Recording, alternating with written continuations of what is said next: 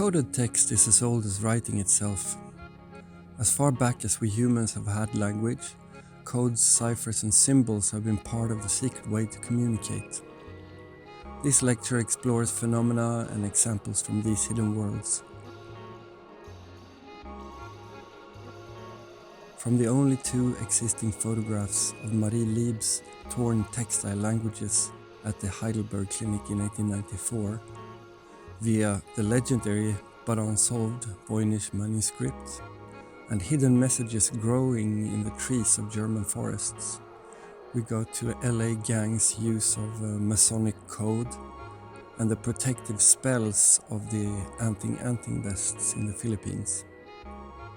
Come along on a journey exploring the world of hidden communication.